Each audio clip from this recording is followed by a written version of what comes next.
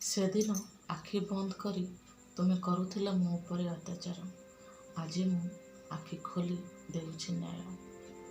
ସେଦିନ ମୁଁ ମାଗୁଥିଲି ତୁମକୁ ଦୟା, ଆଜି ମୁଁ ଦେଉଛି ଆଦେଶ। ମୁଁ ବଦଳି ଯାଇ ମୁଁ ଚୁପ୍ ଥିଲି କାହିଁକି ନା ସେତେବେଳେ ମୁଁ ନିଜକୁ ଗଢ଼ୁଥିଲି। ମୁଁ ଚୁପ୍ ଥିଲି ମାନେ ଦୁର୍ବଳ ନୁହେଁ। ମୁଁ ଦାୟିତ୍ୱର ୟୁନିଫର୍ମ ପିନ୍ଧିବି। ମୋ ମୌନତା ଏକ ଆଦେଶ। ନ୍ୟାୟ ଚାଲି ଏକ ଭାବପୂର୍ଣ୍ଣ କାହାଣୀ ଆଜି ଶୁଣିବା, ଯାହାର ନାଁ ନାରୀ ନୁହେଁ ଅଗ୍ନି ପରୀକ୍ଷା। ନମସ୍କାର, ସରସ୍ୱତୀ ଷ୍ଟୋରି କ୍ରିଏସନ୍ ଚ୍ୟାନେଲରେ ମୁଁ ସରସ୍ୱତୀ ଆପଣମାନଙ୍କୁ ସ୍ୱାଗତ କରୁଛି ଆଉ ଏକ ନୂଆ କାହାଣୀରେ। କାହାଣୀଟିକୁ ଶେଷ ପର୍ଯ୍ୟନ୍ତ ଶୁଣନ୍ତୁ। ଭଲ ଲାଗିଲେ ଲାଇକ୍, ସେୟାର, ସବସ୍କ୍ରାଇବ୍ କରିବେ। କାହାଣୀଟି ଯଦି ଆପଣଙ୍କୁ ଭଲ ଲାଗିଥିବ ନିଶ୍ଚୟ କମେଣ୍ଟ ମାଧ୍ୟମରେ ଆପଣଙ୍କ ମତାମତ ଜଣାଇବେ। ଏବେ ଚାଲନ୍ତୁ ଆରମ୍ଭ କରିବା ଆଜିର କାହାଣୀ। ବାଲେଶ୍ୱର ଜିଲ୍ଲାର ଏକ ଛୋଟ ଗାଁରେ ରହୁଥିଲେ ମୀରା ଆଉ ତାଙ୍କ ସ୍ୱାମୀ। ମୀରା ବହୁତ ଶିକ୍ଷିତ, ସୁନ୍ଦର, ନମ୍ର ସ୍ୱଭାବର ଝିଅ ଥିଲେ। ଯେତେବେଳେ ମୀରା ବାହା ହୋଇ ରଘୁନାଥଙ୍କ ହାତ ଧରି ଶାଶୁଘରକୁ ଆସିଲେ, ସତେ ଯେମିତି ତାଙ୍କର ଦୁନିଆଟି ଓଲଟପାଲଟ ହୋଇଗଲା। ଜୀବନ ଏମିତି ଏକ ଅନ୍ଧକାର କୋଠରୀରେ ପଡ଼ିଗଲା, ଯେଉଁଠାରେ ରଘୁନାଥ ତାଙ୍କ ସବୁଦିନ ମଦ ପିଇ ଘରକୁ ଆସି ପିଟୁଥିଲେ, ଅସଭ୍ୟ ଭାଷାରେ ଗାଳି ଦେଉଥିଲେ। ଏସବୁ ଅତ୍ୟାଚାର ସ୍ୱାମୀଙ୍କର ଦେଖି ମୀରା ବହୁତ ଭାଙ୍ଗି ପଡ଼ିଥିଲେ। ମୀରା ଚୁପଚାପ ରହୁଥିଲେ, କେବେ କାହାକୁ କିଛି କହୁନଥିଲେ। ଗାଁ ଲୋକେ ହେଉ କି ଘର ଲୋକେ ହୁଅନ୍ତୁ, ସମସ୍ତେ କହୁଥିଲେ ସ୍ୱାମୀ ହେଉଛନ୍ତି ଭଗବାନ, ଯାହା କରନ୍ତି ଭଲ ପାଇଁ କରନ୍ତି। ସ୍ତ୍ରୀ ହୋଇ ତାଙ୍କୁ କେବେ ବିରୋଧ କରିବା କଥା ନୁହେଁ। ଏମିତି କଥା ଶୁଣି ମୀରା ଆହୁରି ଭାଙ୍ଗି ପଡ଼ୁଥିଲେ। ମୀରାର ନୀରବତା ହେଉଛି ମୀରାର ପାଇଁ ଅସ୍ତ୍ର, ଶକ୍ତି ସଞ୍ଚୟର ପଥ। ଦିନେ ମୀରା ଜଙ୍ଗଲକୁ କାଠ ଆଣିବାକୁ ଯାଇଥିଲେ। ସେଠି ସେ ଜଣେ ବୃଦ୍ଧା ମହିଳାଙ୍କୁ ଦେଖିଲେ। ତାଙ୍କ ନାମ ଥିଲା ଅନ୍ନପୂର୍ଣ୍ଣା ମା। ଥିଲେ ଜୀବନ ଭରି ଲୋକଙ୍କ ଜୀବନ ଗଠନ କରୁଥିଲେ। ଅନ୍ନପୂର୍ଣ୍ଣା ମାଙ୍କ କୋମଳତା, ସ୍ନେହକୁ ଦେଖି ମୀରା ତାଙ୍କର ଦୁଃଖ ଯନ୍ତ୍ରଣା ଖୋଲି କହିଲେ। ଅନ୍ନପୂର୍ଣ୍ଣା ମା ଏସବୁ ଶୁଣି ବହୁତ ମନ ଦୁଃଖ କଲେ ଆଉ କହିଲେ, ମୀରା, ତୁମେ ନିଜେ ତୁମ ସମସ୍ୟାର ସମାଧାନ କରିପାରିବ। ମୁଁ ତୁମ ଜୀବନ ପରିବର୍ତ୍ତନ କରିପାରିବି ନାହିଁ, କିନ୍ତୁ ଏ ସମସ୍ୟାର ସମାଧାନ କିପରି ହେବ ଶିକ୍ଷା ଦେଇପାରିବି, କହିପାରିବି। ତୁମେ ଏ ଅନ୍ୟାୟକୁ ସମ୍ମତି ଦିଅନି। ପାଠ ପଢ଼ ମୀରା, ତୁମ ଭିତରେ ଏକ ନିଆଁ ଜଳୁଛି, ତୁମେ ସେଇ ନିଆଁକୁ ଲିଭିବାକୁ ଦିଅନି।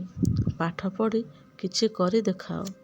ମୀରା ମନରେ ଶପଥ ନେଲେ, ମୋ ଜୀବନ ଏ ଅନ୍ୟାୟକୁ ବଦଳାଇବାକୁ ହେବ।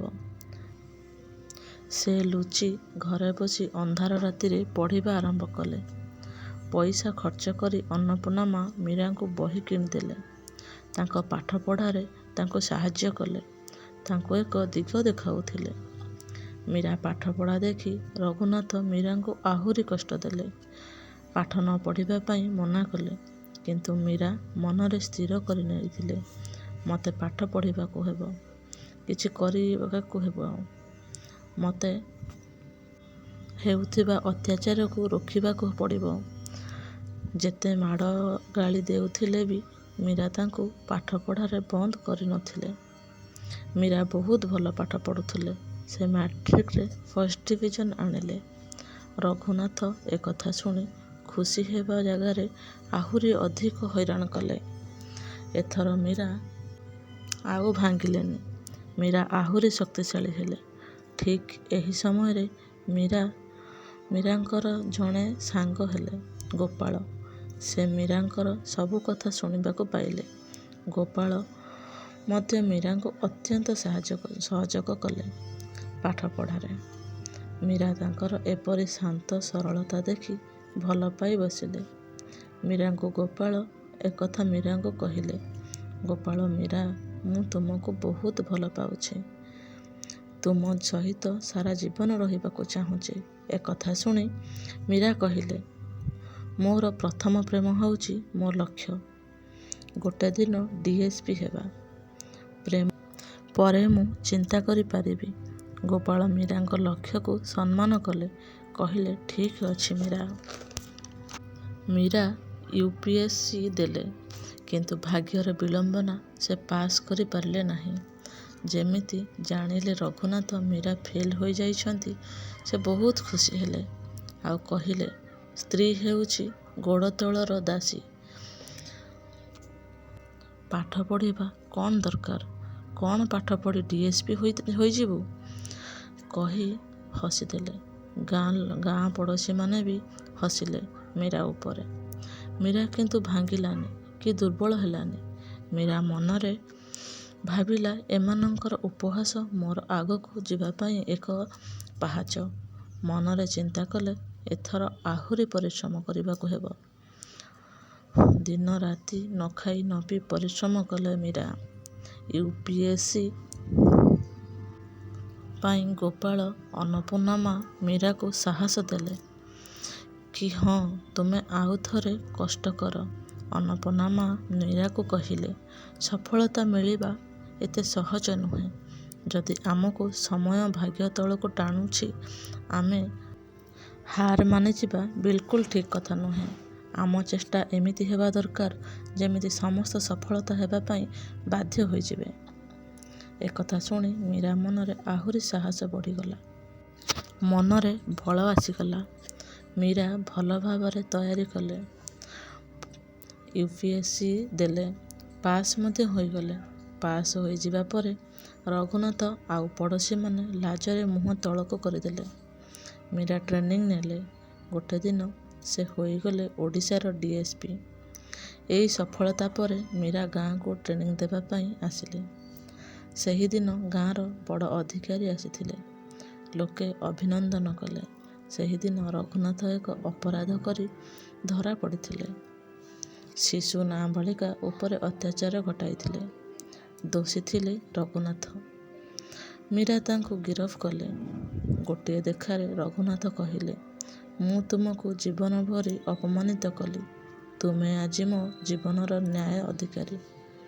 ମୀରା ରଘୁନାଥଙ୍କୁ ସଙ୍ଗେ ସଙ୍ଗେ କହିଲେ, ମୁଁ ଆଜି ତୁମ ସ୍ତ୍ରୀ ନୁହେଁ, ମୁଁ ଏକ ଅଧିକାରୀ। ଅନ୍ୟାୟ ବିରୁଦ୍ଧରେ ଲଢ଼ିବ। ଏହା କହି ଆରେଷ୍ଟ କରି ଜେଲକୁ ନେଇଗଲେ। ମୀରା ପ୍ରେରଣା, ଗାଁର ଗର୍ବ ଓ ଓଡ଼ିଶାର ଉଜ୍ଜ୍ୱଳ କରିଥିବା ନାରୀ। ଏକ ଚୁପ୍ ରହୁଥିବା ଲୁହ ଜବାବ ଦେଇପାରେ, ଯଦି ସେ ଲୁହରେ ଶିକ୍ଷା ଓ ସାହସରେ ପରିଣତ ପାଏ। ଏବେ ଗୋପାଳ ଅପେକ୍ଷା କରିଛନ୍ତି ମୀରାକୁ। ମୀରା କ'ଣ କହିବେ ଗୋପାଳଙ୍କୁ? ଗୋପାଳଙ୍କ ଏତେ ଦିନର ଅପେକ୍ଷା ମୀରା ମନା କରିଦେବେନି ତ? ଗୋପାଳଙ୍କୁ ମୀରା ଦେଖି ହସିଦେଲେ। ଗୋପାଳ ସବୁ କିଛି ବୁଝିଗଲେ। ଦୁଇ ଜଣଙ୍କର ବାହାଘର ହୋଇଗଲା। ସେ ଯାହା ମୋତେ ଭାଙ୍ଗିନି ଏକ ଶକ୍ତି ଦେଲା। ମୁଁ ଜିତିନି, ମନ ଜିତେ। ଯେଉଁଠି ଅନ୍ୟାୟ ଥାଏ, ସେଇଠି ଶିକ୍ଷା ଏବଂ ସାହସ ସହିତ ନାରୀ ଉଠିଥାଏ, ତା ପରିବାରକୁ, ସମାଜକୁ ବଦଳି ଦେଇଥାଏ। କାହାଣୀଟି କିପରି ଲାଗିଲା, ମତାମତ ନିଶ୍ଚୟ କମେଣ୍ଟ ମାଧ୍ୟମରେ ଜଣାଇବେ। ଭଲ ଲାଗିଥିଲେ ଲାଇକ୍, ସେୟାର, ସବସ୍କ୍ରାଇବ୍ କରିବେ। ରହିଲି, ଜୟ ଜଗନ୍ନାଥ।